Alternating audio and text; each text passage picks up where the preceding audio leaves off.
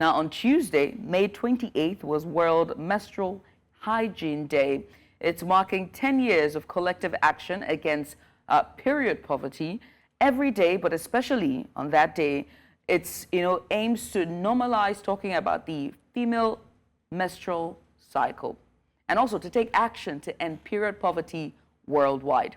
Now, if you didn't know, menstruation is a natural and healthy process experienced by more than 2 billion people, and that is women, globally each month. However, period poverty, a lack of access to menstrual products, sanitation, and hygiene facilities disrupts the lives and rights and even freedoms of millions of women and girls. Now, this issue affects their education, their health, and overall opportunities. Now, more on that. In the UK, nearly 2 million girls aged 14 to 21 miss school days due to their periods. In the Gambia, some schoolgirls or girls generally miss up to 5 days of school each month. Across many countries, this leads to girls falling behind in schoolwork, in education, and eventually dropping out. When girls lose their chance at education, they lose lifelong opportunities for employment, for instance, and equality is another one. Period poverty also has severe health consequences, pushing girls into early marriages, sexual abuse, and other dangers.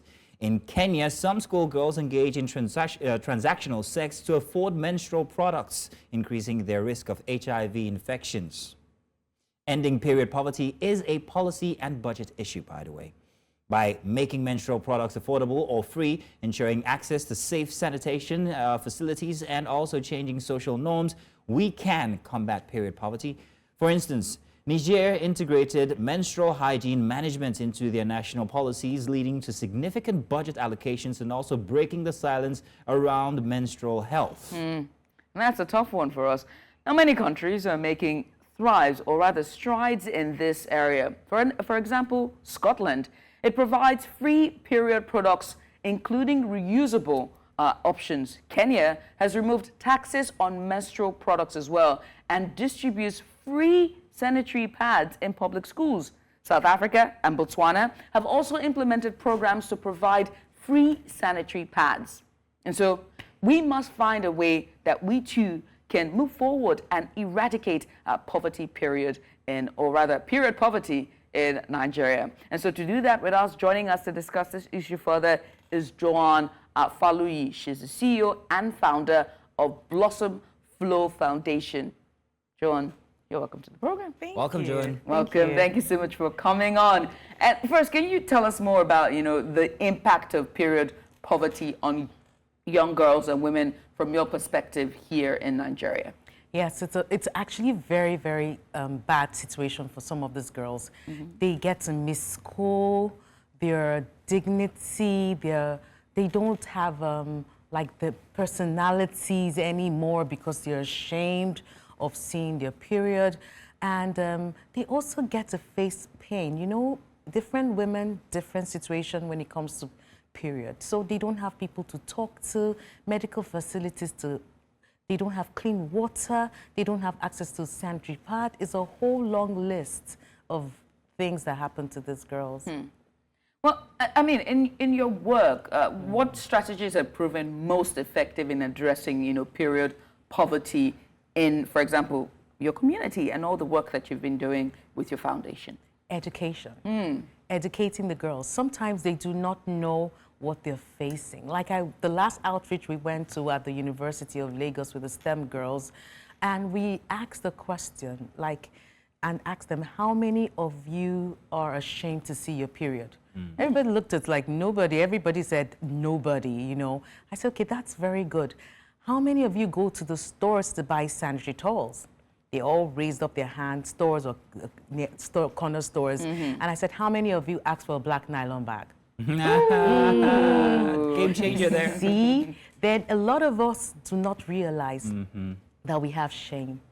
So when that question popped up, it got them thinking, and some of them says that even if it was a guy selling the sanitary towel, they'll look for a girl. So it's a lot of education. We need to educate them that there's nothing wrong with your body. It's a natural phenomenon. It's a natural thing we need to see as a woman. It's natural. We should embrace it and love ourselves and love the power. Because, like, you know, we need to harness the power. That's the word. Like the way we harness wind, we harness solar power. We harness the power of being a woman through seeing our periods. Time to calm down, ease out, to be able to re-energize and do better things.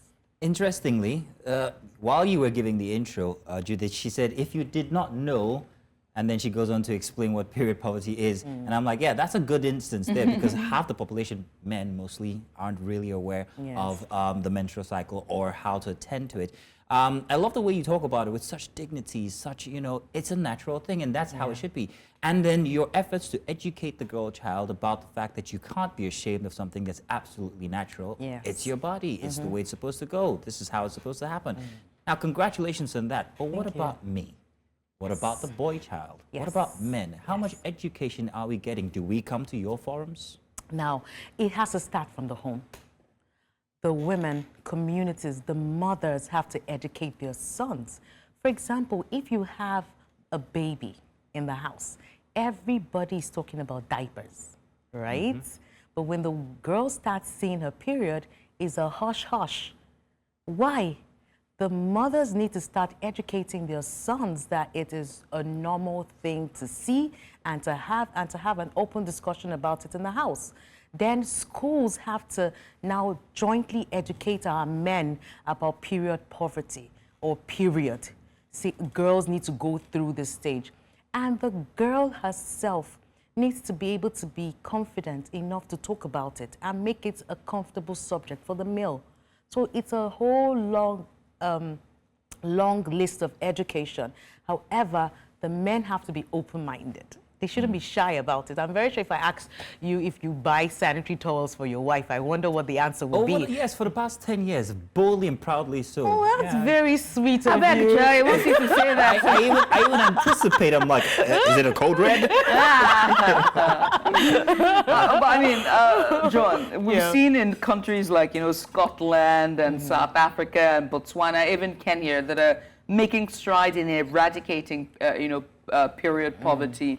So I want to ask how important it is when it comes to public policy or policy change and the fight against, you know, period poverty, and what more can governments do? In this case, Nigerian government apparently is Nigeria will do to fix, you know, just to eradicate period poverty. Now, when we talk about period poverty, we just think in our mind it's only just not having access to sanitary towels.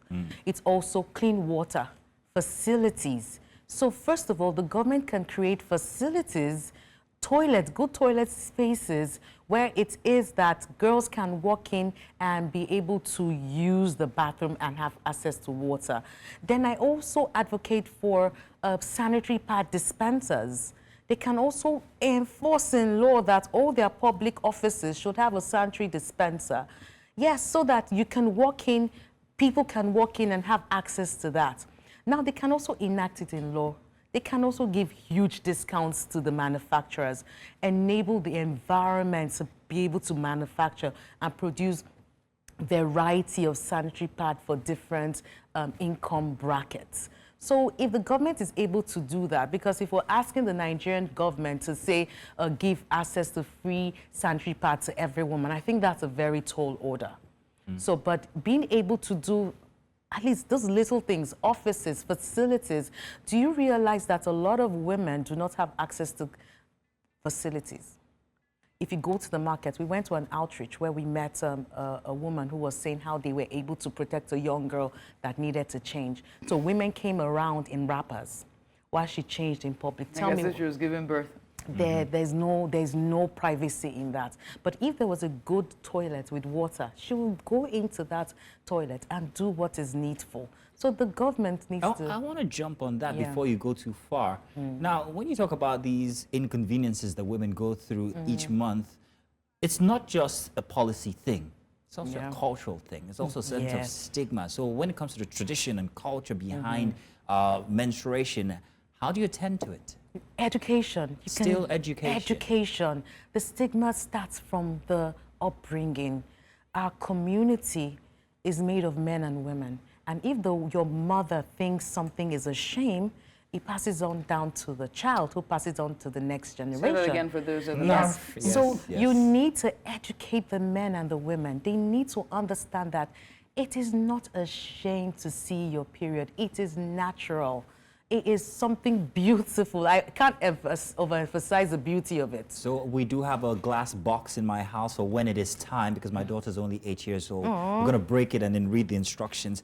However, do tell me now, exactly how can a father attend to a blossoming daughter when she comes of age? If she was to ask me first, and I'm sure she's going to ask me first, not her mother, Daddy, what's going on here? Exactly.